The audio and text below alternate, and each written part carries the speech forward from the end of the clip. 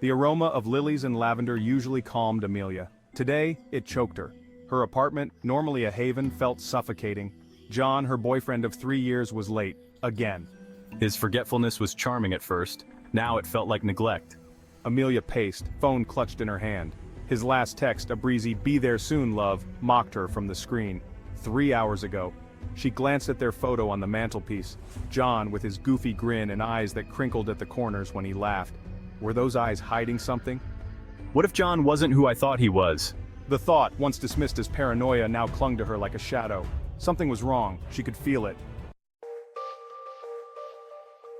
Amelia tried to reason with her unease. John was a simple man, reliable, kind, maybe a tad forgetful, but not capable of deceit. Was she overthinking? Perhaps work had delayed him, or he was stuck in traffic. But the seed of doubt had been sown. She recalled offhand remarks from John that she'd dismissed earlier. A business trip he'd refused to discuss. Phone calls he'd take in another room, his voice hushed. Her friends had warned her, hadn't they? He's too good to be true, they'd said.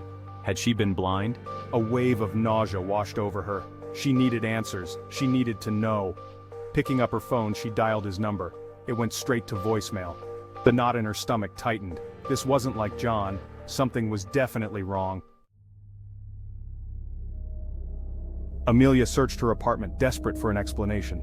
A misplaced phone, a forgotten note, anything to quell the rising panic. Then she saw it. A folded piece of paper tucked beneath their shared calendar. Her name scrawled across it in unfamiliar handwriting. Her heart pounded as she unfolded the note. Curiosity killed the cat, it read. A chill ran down her spine. This wasn't a joke. Someone was playing a twisted game. But who and why? Was this connected to John's disappearance? Her mind raced.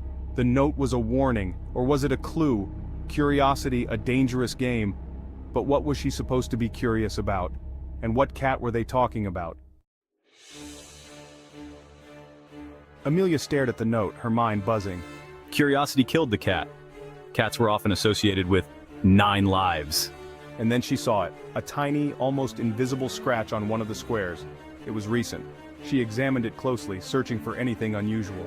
She rushed to their chess set, a gift from her to John. It was an antique with intricate carvings on the wooden board. John was a passionate chess player. Could this be a clue? 9, like the number of squares on a chessboard. What's this? Her fingers traced the scratch. It formed a small arrow pointing to a loose piece of wood at the base of the board. Carefully, she pried it open. Inside, nestled in red velvet, lay a small key. Her heart leaped. A key to what? The mystery was deepening, pulling her further in. Hours later, Amelia stood outside a nondescript building downtown. The key from the chessboard had unlocked a safe deposit box, leading her to this address. It was a bar, smoky and dimly lit, the kind John would never set foot in. Taking a deep breath, Amelia entered. The air was thick with the scent of stale beer and cigarette smoke. Men huddled over their drinks, eyes flicking up at her entrance before quickly looking away. She scanned the room, her pulse quickening, and then she saw him. John? John. Sitting at a table in the corner, deep in conversation with a woman. His back was to her, but she'd recognize that mop of unruly brown hair anywhere.